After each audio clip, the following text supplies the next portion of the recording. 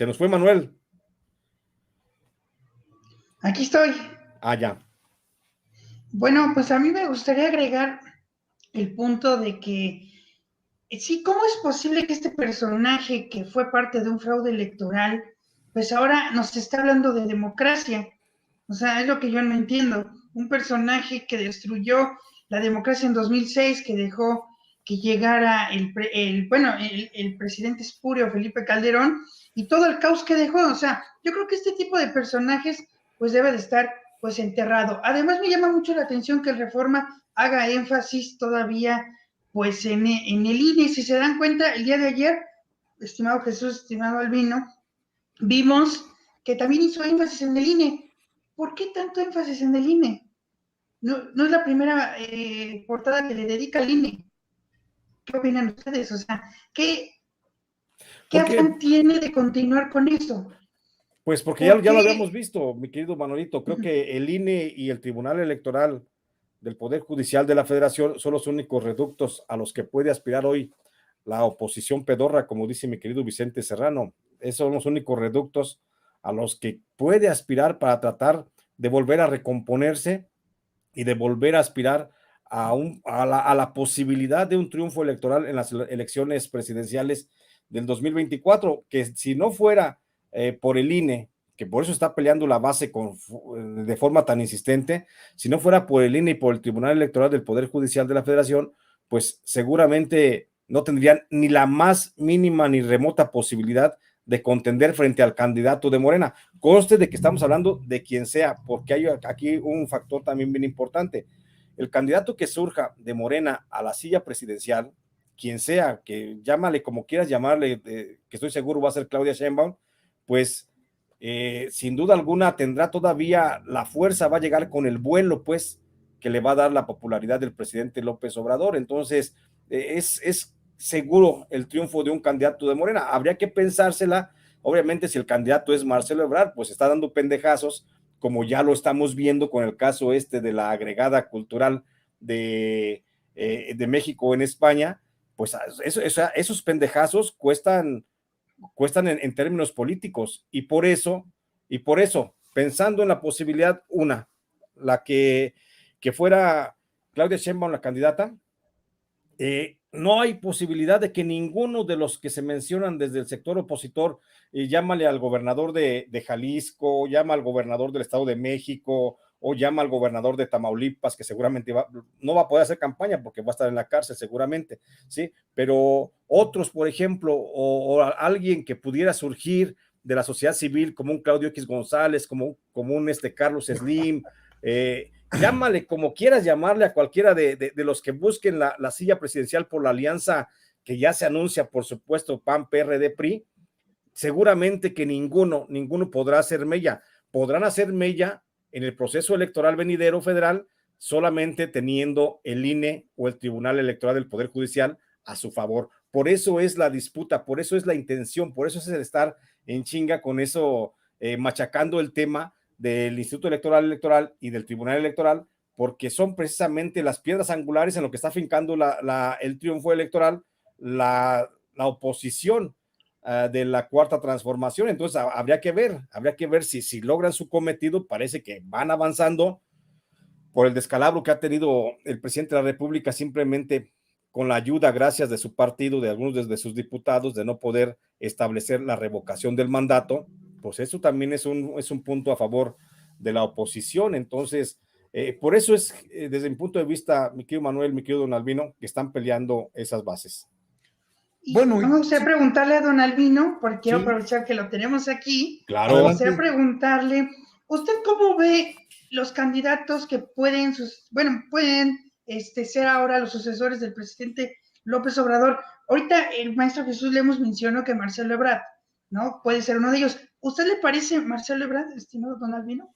No, yo no veo a Marcelo como candidato, lo veo como un aspirante, porque Marcelo ya fue sucesor de Andrés Manuel. Ya lo sucedió en el gobierno de la Ciudad de México. Y bueno, él inmediatamente pactó con los medios de comunicación. Él lo primero que hizo fue acercarse a los medios chayoteros, a repartir billete, a tener alianzas con los grupos políticos y acabó exiliado de México. O sea, hay un antecedente rápido para establecer por qué Marcelo Ebrard no sería un buen perfil, más allá de lo que hizo con esta muchacha Brenda Lozano, que me parece una burrada. Pero creo que no tendría el perfil adecuado porque, bueno, yo no sé si Claudia se vaya a amarrar en ese contexto, que me parece hasta ahorita la más viable. Te respondo, José Manuel, no me parece que sea el más apto, el más viable, porque trae antecedentes. Vamos, la línea 12 le pega más a él que a Claudia, el incidente que sucedió. Si a eso le agregamos los acuerdos que tuvo, su historia reciente, o sea, no olvidar que Marcelo Ebrard se tuvo que autoexiliar después de que lo agarró Mancera al puro tiro. O sea, tuvo que salir por patas de México. Entonces regresa a la Cuarta Transformación en un puesto de primerísimo nivel, mencionado incluso ya operando con su equipo. Bueno, pues ya se sacaron la garrita de él y Monreal. O sea, el tiro está ahí sabroso entre los aspirantes.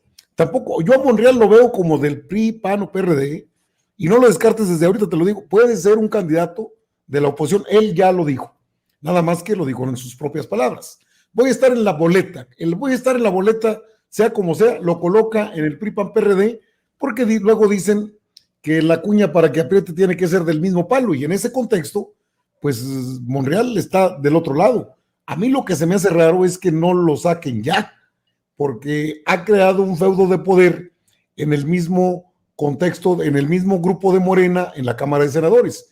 Le puede hacer mucho más daño porque es un tipo peligroso, sabe lo que hace, es político, tiene conocimiento y sabe que está jugando a dos aguas. Bueno, hoy mismo la prensa señala una entrevista con Ricardo Monreal, que anduvo en Durango, está en Durango, y él tuvo una plática con Lorenzo Córdoba para decirle que no se metiera en la revocación de mandato. Ah, caray, o sea, como que Monreal, porque él tendría que hablar con Lorenzo Córdoba.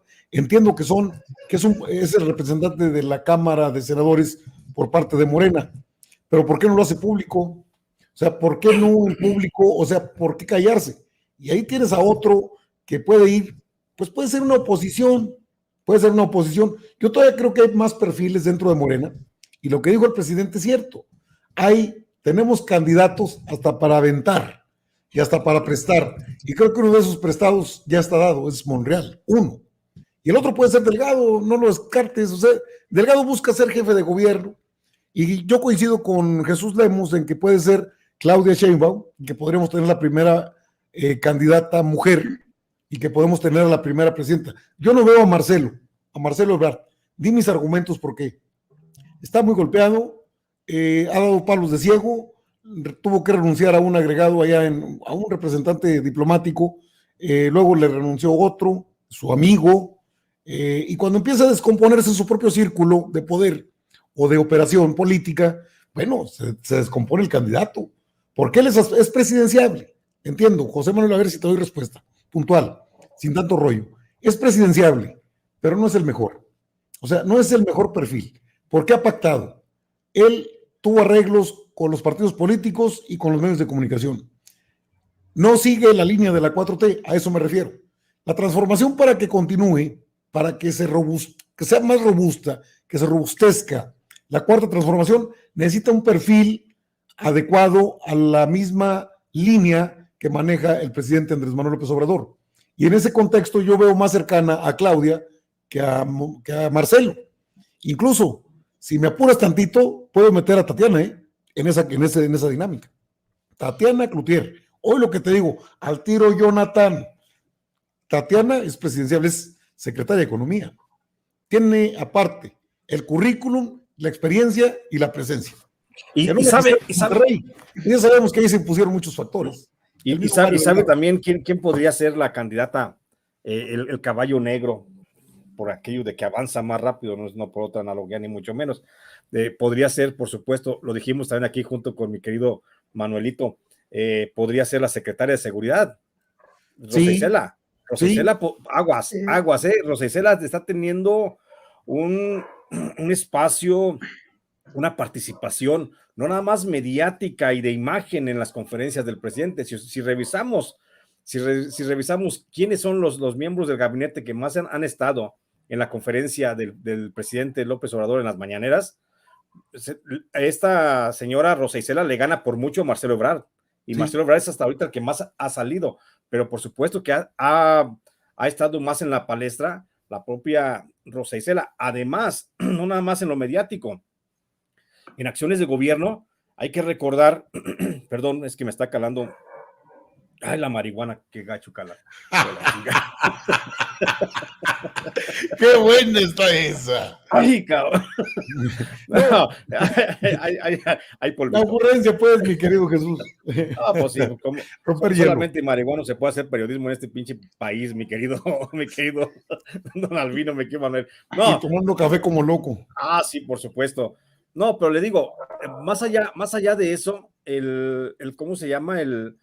Más allá de lo mediático, Rosa Isela ha tenido mucha participación en los programas de gobierno, ¿sí? En lo que se refiere, pues la señora está en seguridad pública, está en vacunas, está en cuidando los aspectos de la economía nacional, de la internacional, o sea, está apoyando en mucho al presidente López Obrador y se ha convertido en un elemento fundamental, pero más que fundamental, en un elemento que está tomando mucho conocimiento de lo que es la administración pública y de lo que son los principales problemas del país. Yo no descarto a la señora Rosa Isela, que además pienso haría un excelente trabajo. Bueno, ¿y qué te parece de tapadita ahí, Rocío Nale? Bueno. Eso es lo que quería decir. Eso es lo que quería preguntar a los dos. ¿Qué opinan Rocío Nale los dos? ¿Qué opinan, estimado? Hijo, a ver, don Albino, usted. No, bueno, Rocío Nale tiene un bajo perfil. Mucho trabajo, pero en bajo perfil. Y si lo que se busca es un tapado, bueno, nadie la va a molestar. A ella nadie le ha pegado, o pocos le han llegado a pegar. Si hay un tapado, porque sí puede haberlo, seamos honestos. O sea, el presidente tiene mucho colmillo y en esto se la sabe de todas. Y claro, si tiene un tapado, si no es Rocío Nale, puede ser el director de Pemex, que también es su paisano y que no se mueve y que está tranquilo. O sea, hay perfiles que no necesariamente están en la palestra. Hay perfiles que pueden estar dentro de la presidencial en 24 y que sin tanto queme y sin tanto ruido, pueden llegar. Pues el propio presidente López Obrador mencionó el nombre de Rocío Nale, entre otros, sí, cuando andaban ahí, cuando se dio primero el arranque ya de las precandidaturas, y mencionó a Rocío Nale. Rocío Nale yo le veo que podría ser candidata por amistad, tal vez por el presidente. No le veo que tenga muchas tablas políticas, no, comparada, por ejemplo, con Rosa Isela o con Claudia Sheinbaum, ¿sí? Pero, sin embargo, aquí hay un tema bien importante que nos plantea Claudia Briones en el chat. Dice, pregunta, ¿podría ser un militar candidato a la presidencia? Qué importante. Fíjese qué pregunta tan importante, porque obviamente podría ser un candidato a la presidencia, un militar. No sería, por supuesto, muy bien visto, no tendría, por supuesto, ni mucha posibilidad de llegar a ser presidente por aquello de las dictaduras que en el pasado hemos tenido como referencia en el cono sur del continente, ¿sí? Sí, no más en el cono sur, también en Centroamérica, por supuesto, de las dictaduras que ha habido. Pero con relación a un militar, por supuesto que muchos militares se estarían sobando las uñas y las manos con esa posibilidad. ¿Por qué? Porque si alguna institución se ha fortalecido de manera transeccional, no digo en el gobierno de López Obrador, pero de manera transeccional desde el gobierno de Vicente Fox, de Felipe Calderón y de Enrique Peña Nieto, y ahora en el gobierno del presidente López Obrador, es precisamente el ejército. El ejército se ha beneficiado enormemente con la guerra con el narcotráfico. ¿Por qué? Porque un grupo de militares se han visto favorecidos con las ventas, con las compras, con los contratos que genera la Secretaría de Defensa Nacional, la Secretaría de Marina y ahora la Guardia Nacional y antes la Policía Federal. Se han beneficiado mucho. El ejército mexicano ha crecido de tal forma que hoy en la actualidad, pues no nomás está en el negocio de la paz, porque la paz finalmente es un negocio también. No nada más está en el negocio de la pacificación y la seguridad pública, también hoy cuida ductos de Pemex, hoy combate el huachicol, hoy está aplicando también planes de vacunación, hoy interviene en la construcción de obras públicas, construye aeropuertos, construye estas sucursales del Banco del Bienestar. O sea, tenemos un ejército que cada vez está expandiendo más en todos los ámbitos de la sociedad. Pareciera como si la militarización propiciada por la guerra contra el narcotráfico y luego ratificada con esto de la Guardia Nacional, pues pareciera que no es suficiente para los negocios de un grupo de militares. Y podría ser el caso de que también estuvieran pensando en esa posibilidad de lanzar un candidato. Yo lo veo muy remoto, pero no existe ningún impedimento para que un militar no sea candidato. Hemos visto militares candidatos a diputados, candidatos a senadores, los hemos visto siendo precandidatos al menos para algunas gubernaturas de los estados, los hemos visto de candidatos a las alcaldías, entonces no veo por qué razón no podría ser que un militar pudiera ser también candidato a la presidencia, tomando la referencia de la pregunta de Claudia Briones. Bueno, si me permites el comentario, yo creo que el poder militar está muy cómodo en el sector donde se encuentra. O sea, no les hace falta un presidente, ellos les hace falta que les mantengan el nivel de acción que tienen hasta el día de hoy. Es decir, recordemos que fue un escándalo la barda perimetral del aeropuerto fallido de Texcoco con el ex secretario de la Defensa Nacional, 5,000 millones de pesos. O sea, no es nuevo esto que dicen, no, es que ahora los militares construyen aeropuertos. No, es que hay mucho personal capacitado. Y creo que en este caso el poder militar que es fuerte en el país, eso sin duda, el fortalecimiento del que hablaba mi compañero Lemus, es una realidad. Pero también veo que se sienten más a gusto en ese contexto, es decir, siendo beneficiarios de acciones que apoyan y que respaldan al gobierno federal. Por supuesto que hay beneficios. La paz es un negocio, eso siempre ha sido un buen negocio. Ahora,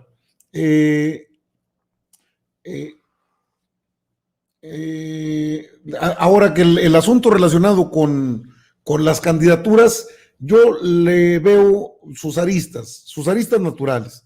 Un militar, si la sola Guardia Nacional no la pueden sacar del todo porque hay el ruido de la militarización. O sea, este país requiere de los militares, eso sin duda.